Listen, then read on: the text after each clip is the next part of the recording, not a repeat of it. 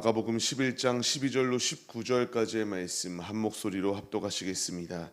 이튿날 그들이 베다니에서 나왔을 때에 예수께서 시장하신지라 멀리서 잎사귀 있는 한 무화과 나무를 보시고 혹 그 나무에 무엇이 있을까 하여 가셨더니 가서 보신즉 잎사귀 외에 아무것도 없더라. 이는 무화과의 때가 아님이라. 예수께서 나무에게 말씀하여 이르시되 이제부터 영원토록 사람이 내게서 열매를 따먹지 못하리라 하시니 제자들이 이를 듣더라. 그들이 예루살렘에 들어가니라. 예수께서 성전에 들어가사 성전 안에서 매매하는 자들을 내쫓으시며 돈 바꾸는 자들의 상과 비둘기 파는 자들의 의자를 둘러 엎으시며 아무나 물건을 가지고 성전 안으로 지나다님을 허락하지 아니하시고 이에 가르쳐 이르시되 기록된 바 내 집은 만민이 기도하는 집이라 칭함을 받으리라고 하지 아니하였느냐. 너희는 강도의 소굴을 만들었도다 하시매 대제사장들과 서기관들이 듣고 예수를 어떻게 죽일까 하고 꾀하니 이는 무리가 다 그의 교훈을 놀랍게 여김으로 그를 두려워함이러라. 그리고 날이 저물매 그들이 성 밖으로 나가더라. 아멘. 할렐루야. 오늘도 예배의 자리 가운데 모이신 성도님들 주님의 이름으로 환영하고 축복합니다. 오늘 같이 나눌 말씀의 제목은 형식을 내려놓고 성전을 정화합시다라는 말씀의 제목 가운데서 은혜를 나누도록 하겠습니다. 오늘 읽은 이 말씀은 예수님께서 이제 종려주일 예루살렘에 입성하신 후에 월요일 날 행하셨던 행적입니다. 우리가 한 주 동안 예수님께서 고난주간 가운데에 행하신 그러한 행적을 따라가려고 합니다.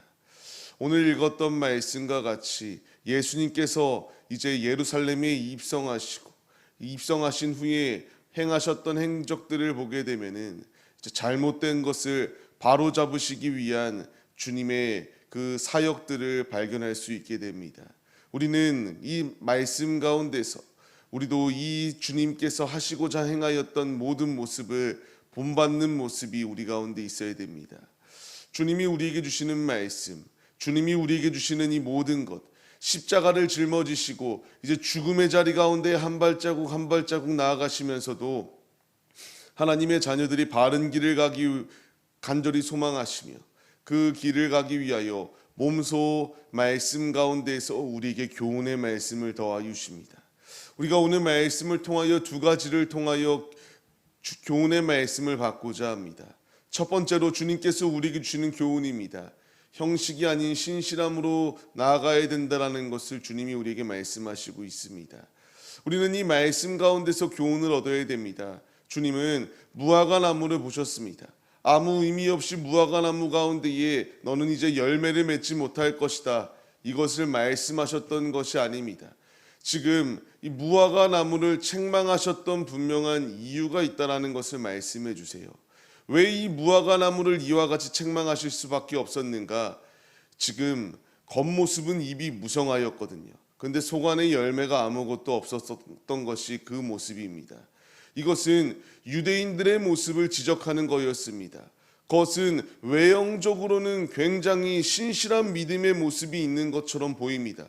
그러나 실상 그들의 모습을 보게 되면은 아무런 열매를 맺지 못하고 있는 것이 그들의 모습이었고, 그들의 모습은 종교적인 행위만 남아 있었을 뿐이지 하나님을 향한 중심, 하나님을 사모하는 마음은 아무것도 없었던 것이 그들의 모습입니다. 이것을 책망하시고 있었습니다. 주님이 원하시는 것은 종교적인 행위를 원하시는 것이 아닙니다. 사모하는 마음, 주님을 온전히 사모하며 주님께 온전히 우리의 삶을 내어드리는 것을 원하신다라는 것을 우리에게 말씀하십니다. 이 말씀을 우리에게 적용해 봐야 됩니다. 지금 나의 모습이 이 무화과나무가 책망을 받고 있는 것처럼 종교적인 행태만 남아있는 것이 나의 모습이 아닌가? 주님이 내게 원하시는 것은 종교적인 행위가 아니라 그리스도인으로서 주님의 우리에게 예비되어져 있는 십자가를 짊어지고 주님의 길을 걸어가라고 우리에게 명령하십니다. 내 겉사람은 후패해질 수 있습니다. 그러나 속사람은 날로 새로워지는 모습이 우리의 모습이 되어야 됩니다. 근데 지금 겉모습만 화려하게 치장하려고 하고 교회에 나온다라는 명목하에 내가 이렇게 성경책을 들고 있고 차량 가운데에 십자가를 이렇게 매달아 놓고 이런 외형적인 모습은 분명히 있는데 속사람이 날로 후패해지고 있는 모습이 우리의 모습이 아닌가 돌아봐야 된다라고 주님이 우리에게 말씀하십니다. 주님은 지금 이 무화과 나무를 지적하신 이유, 종교적인 행태만 가지고 있고 완전히 속사람이 죽어져 있는 영혼들을 깨우시기 위한 주님의 분명한 말씀이 예비되어져 있습니다. 우리는 고난주간을 지금 맞이하였습니다. 내 속사람이 지금 변화되어지지 아니하고 죽어 있는 것이 아닌가 돌아봐야 됩니다. 지금 잘못된 이 지적을 듣고 있음에도 불구하고 말씀의 깨달음을 얻지 아니하고 이들이 행동하였던 것은 어떻게 예수를 죽일 수 있을까 의논하고 고민하고 그렇게 방침을 세워나가는 것이 그들의 모습입니다. 우리는 이와 같은 자들의 모습이 되어서는 안 됩니다. 주님은 우리에게 형식적인 것 가운데에 거하지 말고 사모하며 신실한 믿음 가운데에 예수 그리스도의 길을 걸어갈 것을 우리에게 명령하십니다. 말씀을 받는 성도님들, 우리가 아무리 겉모습을 화려하게 치장한다고 하여 그 자리 가운데에서 구원이 임하는 것이 아니다라는 것을 우리가 깨달아야 됩니다. 우리가 구원받을 수 있는 길은 전적으로 예수 그리스도를 믿고 사모할 때에지만이 가능한 것이다. 우리가 형식적인 모습은 내려놓고 신실한 믿음으로 주님 한 분만을 사모하며 주님의 길을 걸어가기를 따르는 우리 모두의 모습이 되시기를 소망합니다. 이어서 주님이 우리에게 말씀하십니다.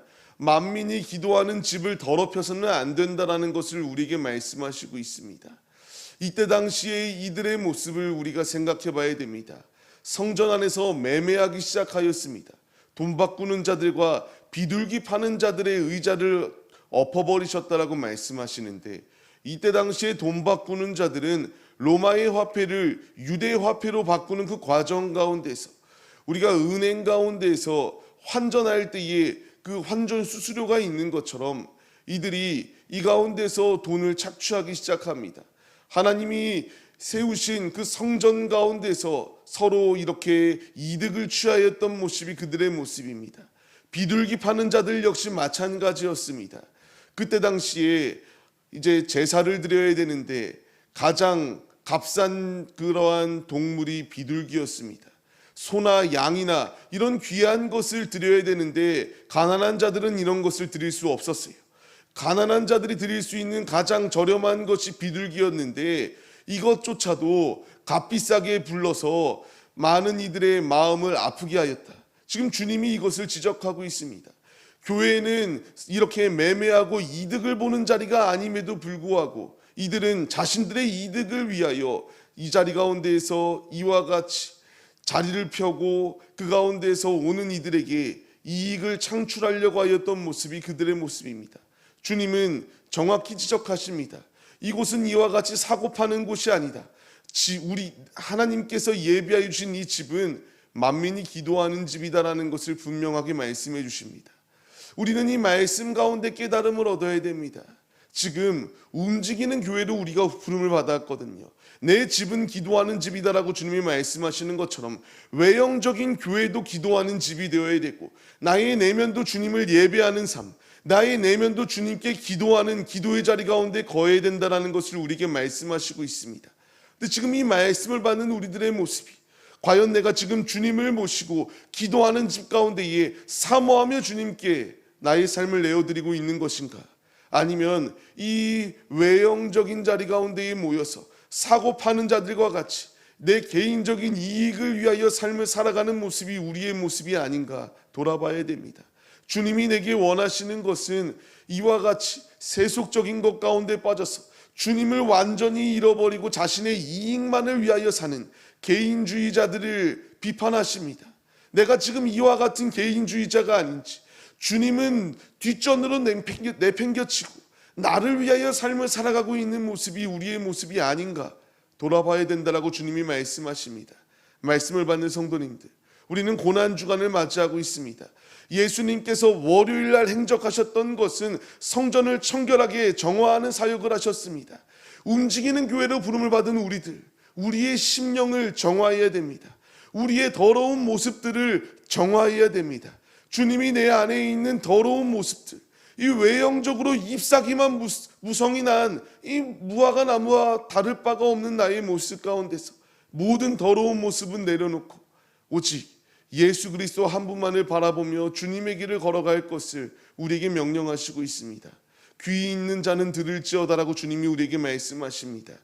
이와 같이 책망받고 심판받는 자리 가운데 거하는 것이 아니라 듣고 속히 돌이켜서 우리의 내면이 오직 주님을 바라보며 삶을 살아갈 때에 살 수 있다라는 것을 우리에게 말씀하시고 있습니다. 우리가 이 말씀 가운데 반응하고 깨달음을 얻고 순종하여서 정화하여 온전히 주님 한 분만을 바라보며 주님의 길을 걸어가는 참 신실한 그리고 거룩한 성전의 모습이 우리의 모습이 되시기를 주님의 이름으로 축원합니다. 말씀을 받는 성도님들, 고난 주간입니다. 우리가 이 한 주간 주님을 묵상하면서 주님의 길을 부정하고 주님이 원하시는 바대로 삶을 살아가지 아니하는 것이 아니라 정화하시기에 힘쓰셨던 것처럼 우리의 모든 더러운 모습들을 정화하시고 오직 주님을 묵상하며 주님이 나에게 주시는 그 말씀 가운데의 깨달음을 얻고 참 그리스도인으로서 종교적인 행태가 아니라 주의 자녀로 구별된 삶을 살아가시고 주님만을 높여드리기에 힘쓰시는 우리 모두의 모습이 되시기를 주님의 이름으로 간절히 축원합니다.